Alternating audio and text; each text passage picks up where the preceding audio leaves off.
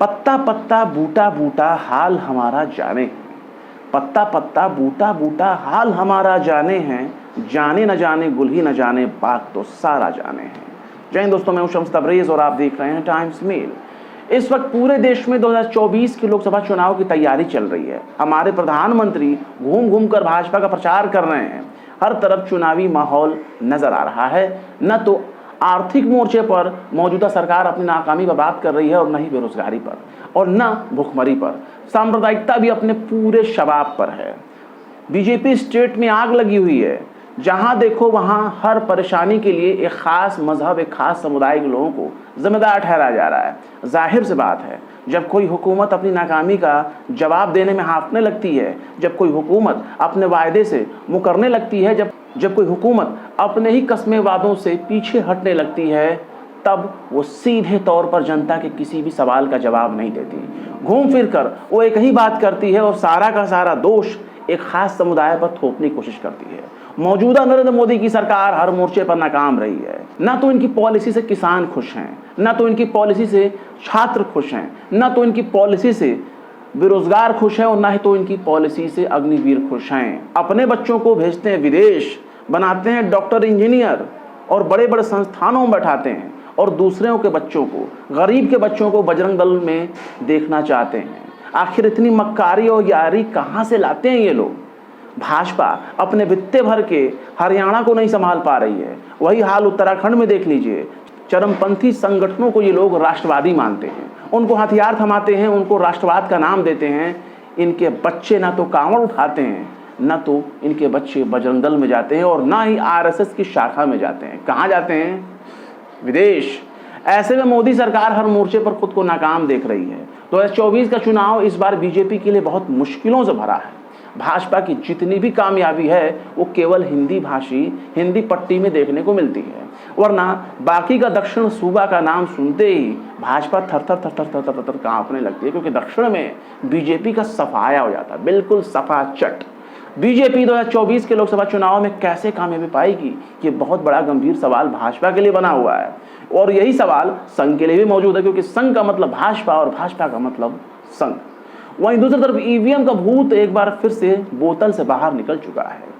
पश्चिम बंगाल के मुख्यमंत्री ममता बनर्जी के सिर पर ईवीएम का भूत सवार हो चुका है, और हो भी क्यों ना, मामला ही इतना पेचीदा है, इतना गंभीर है।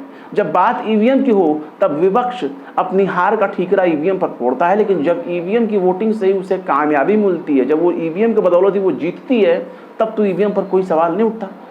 ऐसे कौन से राज हैं, ऐसा कौन सा राज उस ईवीएम में छुपा हुआ है जो सामने नहीं आ रहा? या फिर यूं कहें कि विपक्षी दल ही मौका परस्त जुमलों का इस्तेमाल कर रहे हैं। लेकिन क्या ईवीएम की हैकिंग को सिरे से नकारा जा सकता है? क्या इंडिया यानी एनडीए के खिलाफ जो इंडिया गठबंधन बनाया गया है, क्या उसके उठाए गए सवाल बेतुके हैं?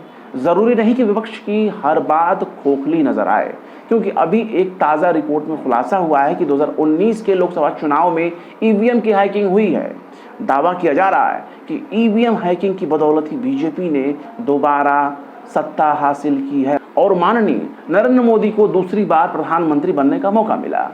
ईवीएम के अलावा भी कई राज्यों के राज्यपाल और उपराज्यपाल रह चुके सत्यपाल मलिक की चिंताएं भी जायज़ हैं, और सत्यपाल मलिक की बातें धीरे धीरे सच की तरफ न सिर्फ इशारा कर रही हैं बल्कि सच होती नजर आ रही हैं। लेकिन ममता बनर्जी का बयान इस वक्त सबसे अहम माना जा रहा है। ताज़ा रिसर्च में भी ईवीएम के हैक होने का दावा किया जा रहा है। सत्यपाल मलिक भी दावा करते हैं कि 2024 के लोकसभा चुनाव को जीतने के लिए कई बड़े कांड हो सकते हैं। उनकी कई बातें कई मामलों में सच के करीब नजर आती है।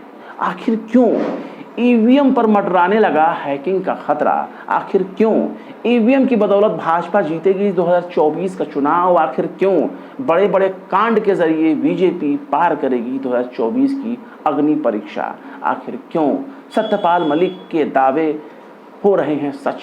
आखिर क्यों ममता बनर्जी को उठाना पड़ रहा है ईवीएम पर सवाल? बताएंगे आपको और भी बहुत कुछ। लेकिन आप अगर हमारे चैनल पर नए हैं और पहली बार हमारे वीडियो को देख रहे हैं तो आप हमारे चैनल टाइम्स मेल को सब्सक्राइब कर लें, वीडियो को लाइक कर दें और बेल आइकन का नोटिफिकेशन बटन भी प्रेस कर दें, ताकि बिना देरी हमारी हर खबर आपको मिलती रहे। लौटते हैं खबर की तरफ। इस वक्त पश्चिम बंगाल के मुख्यमंत्री ममता बनर्जी के एक बयान के बाद ईवीएम का सवाल और जवाब का सिलसिला फिर से शुरू हो गया है।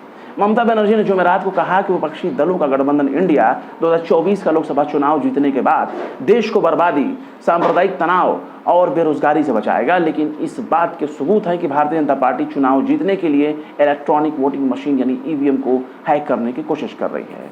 वजीर आला ममता बनर्जी ने राज्य सचिवालय में कहा कि इंडिया 2024 का चुनाव जीतेगा और सरकार बनाएगा। इंडिया देश को बर्बादी, सांप्रदायिक तनाव और बेरोजगारी से बचाएगा, ये ममता बनर्जी कह रही है। ममता बनर्जी ने राष्ट्रीय लोकतांत्रिक गठबंधन यानी नेशनल डेमोक्रेटिक अलायंस, मेरा मतलब है कि एनडीए दलों की हाल फिलहाल की मीटिंग का जिक्र करते हुए कहा कि भारत हमारी मातृभूमि है, इसलिए इंडिया गठबंधन मातृभूमि के लिए है, मातृभूमि द्वारा और मातृभूमि के लिए है, जबकि एनडीए में कोई मूल्य नहीं है। मुख्यमंत्री ममता बनर्जी ने कहा कि इतने साल तक उन्होंने आपस में कोई मीटिंग नहीं की। ममता ने दावा किया कि उन्हें जानकारी मिली है कि बीजेपी ईवीएम को हैक करने की कोशिश कर रही है। उन्होंने ये भी कहा कि बीजेपी पहले ही प्लानिंग कर रही है कि आम चुनाव को कैसे जीता जाए। वो ईवीएम को हैक करने की कोशिश कर रहे हैं। हमने इस बारे में सुना है और सबूत भी हासिल किए हैं। इसके साथ ही हम ज़्यादा से ज़्यादा सबूत इकट्ठा करने की कोशिश कर रहे हैं। ईवीएम के मुद्दे पर इंडिया गठबंधन के सदस्यों की अगली मीटिंग के दौरान इस पर बातचीत होगी, चर्चा होगी। ममता बनर्जी ने यह भी इल्जाम लगाया कि हिंसा हमेशा बीजेपी की डिक्शनरी का हिस्सा रही है। उन्होंने ये भी कहा कि उनके शब्दकोश में संविधान नहीं बल्कि बीजेपी के शब्दकोश में हिंसा है। हालांकि ममता बनर्जी के बयान पर पलटवार करते हुए बीजेपी के सीनियर लीडर राहुल सिन्हा ने कहा कि पूरे देश ने देखा है कि चुनाव को कौन हैक कर रहा है। जब टीएमसी ने 2021 के चुनावों में जीत हासिल की, बम्पर जीत हासिल की, तब तो ईवीएम हैकिंग की शिकायत नहीं की। बीजेपी की बात भी बिल्कुल ठीक है। अभी हाल ही में कर्नाटक का चुनाव कांग्रेस ने जीता है बम्पर तरीके से। तब ईवीएम पर ना तो कांग्रेस ने सवाल उठाया और ना ही उनकी सहयोगी पार्टियों ने। ऐसे में सवाल है कि अगर ईवीएम हैक हो सकता है तो विपक्ष इस पर गंभीर क्यों नहीं है। वहीं दूसरी तरफ अशोका यूनिवर्सिटी के अर्थशास्त्र के असिस्टेंट प्रोफेसर हाल ही में एक रिसर्च पेपर जारी किया है। 2019 के लोकसभा चुनाव में भाजपा के जरिए वोट में हेराफेरी करने का दावा किया है उन्होंने अपने रिसर्च पेपर के जरिए। Democratic backsliding in the world's largest democracy शीर्षक वाला पेपर 25 जुलाई को सोशल साइंस रिसर्च नेटवर्क पर सब्यसाची दास के जरिए पब्लिश किया गया, जिसके बाद ट्विटर पर भाजपा और कांग्रेस के बीच ज़बानी जंग तेज हो गई। जिसके बाद यूनिवर्सिटी ने दास से खुद को अलग कर लिया, लेकिन जो बात सत्यपाल मलिक कह रहे हैं उसे कैसे नकारा जाए। सत्यपाल मलिक कोई मामूली आदमी नहीं है। वो कई राज्यों में गवर्नर और लेफ्टिनेंट गवर्नर रह चुके हैं। उन्होंने यहाँ तक दावा किया है कि चुनाव जीतने के लिए बीजेपी अपने किसी बड़े नेता का मर्डर भी करवा सकती है, कत्ल भी करवा सकती है, हत्या करवा सकती है, या फिर जो इस वक्त राम मंदिर निर्माण हो रहा है उस पर बम भी फेंकवा सकती है। दिल्ली के कॉन्स्टिट्यूशन क्लब में एक कार्यक्रम के दौरान उन्होंने कहा कि हरियाणा के नूंह में हुई हिंसा सुनियोजित थी और 2024 के लोकसभा चुनाव से पहले ऐसी घटनाएं और बढ़ेंगी। सत्यपाल मलिक के मुताबिक नूंह में शुरू हुई हिंसा राज्य के अलग अलग हिस्सों में फैल रही है, जो अपने आप नहीं हो रही है बल्कि सांप्रदायिक तनाव पैदा करने के मकसद से 7 से 8 अलग अलग जगहों पर पहले से ही प्लान किए गए थे। वो कहते हैं कि मेवात के इलाके में आज़ादी के बाद कभी किसी ने इन दो समुदायों के बीच इस तरह का टकराव होते नहीं सुना, लेकिन अब ये हो रहा है और ये दंगा जानबूझकर बढ़ाया जा रहा है और ये हमले 2024 तक और बढ़ेंगे। इसलिए जनता इन सब अचानक होने वाली चीज़ों के लिए तैयार हो जाए। ये सब आपको बेवकूफ़ बनाने के लिए हैं और ये वोट बैंक के लिए किया जा रहा है। सत्यपाल मलिक ने आगे ये भी कहा कि देश की सिक्योरिटी के साथ खिलवाड़ हो रहा है, अभी पता नहीं आगे क्या क्या होगा। इसके आगे सत्यपाल मलिक ने दावा किया है कि उन्हें जानकारी है कि बीजेपी 2024 का चुनाव जीतने से पहले कुछ न कुछ करेगी। ये उनकी आदत है, ये गुजरात में ऐसा ही करते रहे हैं, ये देश में ऐसा ही कर रहे हैं। चुनाव जीतने के लिए भी कुछ इसी तरह की योजना बनाई जा रही है। सत्यपाल मलिक इसके आगे ये भी कहते हैं कि एनएसए अजीत डोभाल आजकल संयुक्त अरब अमीरात का दौरा क्यों कर रहे हैं। वे वहाँ पाकिस्तान के जनरल से बात करते हैं और मिलीजुली कोशिश करेंगे कि हमारी सेना पाकिस्तान में घुसे तो वे जवाबी कार्रवाई न करें। वे कुछ दिन वहाँ रुकेंगे और वापस आकर चुनाव की उम्मीद करेंगे। लोगों को पता होना चाहिए कि वो क्या कर रहे हैं, ये सत्यपाल मलिक कह रहे हैं। यानी सत्यपाल मलिक का कहने का मतलब यही है कि चुनाव के वक्त भारत की सेना पाकिस्तान पर हमला करने के उनके कुछ इलाकों पर कब्जा करेगी और ये सब कुछ पाकिस्तान के सहयोग से ही होगा। बाद में चुनाव जीतने के बाद पाकिस्तान की ज़मीन छोड़ करके भारतीय सेना वापस आ जाएगी। उनका इशारा ठीक इसी तरह से है कि मिलीजुली तरीके से ये हम आक्रमण होगा और फिर एक दूसरे को वापस जाने के लिए मजबूर किया जाएगा। इस कार्यक्रम में सत्यपाल मलिक ने पुलवामा हमले का जिक्र करते हुए कहा कि पुलवामा के बाद मोदी ने चुनाव से पहले जनता से कहा था कि जब वो वोट दें तो पुलवामा को याद रखें। मैं भी जनता से कहना चाहता हूं कि इस बार वोट करते समय पुलवामा के शहीदों को याद रखें।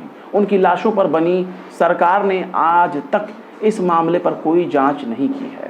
खैर, ये पुलवामा हमला जांच का विषय है, लेकिन सत्यपाल मलिक के दावे को नज़रअंदाज नहीं किया जा सकता।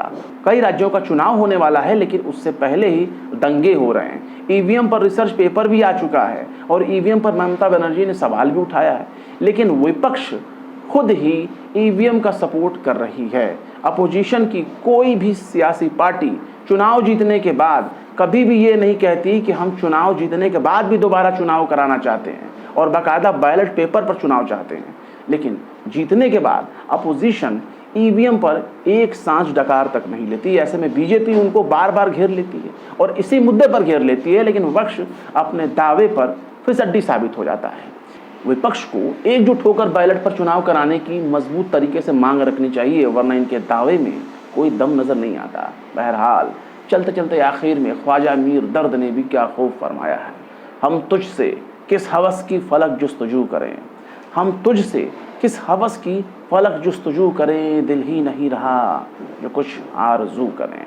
फिलहाल इस वीडियो में बस इतना ही है। वीडियो को कैसा लगा कमेंट बॉक्स में ज़रूर बताएं। वीडियो पसंद आए तो लाइक करें, शेयर करें और विभाग निष्पक्ष स्वतंत्र पत्रकारिता को सपोर्ट करने के लिए आप हमारे चैनल टाइम्स मेल को ज़रूर सब्सक्राइब करें और हाँ, बेल आइकन का घंटी वाला बटन ज़रूर दबा दें ताकि हमारे चैनल पर आने वाले नए वीडियो का नोटिफिकेशन आपको फ़ौरन ही मिल जाए। फिर मिलते हैं किसी और वीडियो में एक नई खबर के साथ। शम्स तबरीज़ को दीजिए इजाज़त। जय हिंद। तो देख लिया आपने हमारे इस वीडियो को। हमें उम्मीद है कि आपने हमारे वीडियो को लाइक किया होगा और दूसरों को भी शेयर किया होगा। अगर अभी तक आपने हमारे चैनल टाइम्स मेल को सब्सक्राइब नहीं किया है तो जल्दी से सब्सक्राइब कर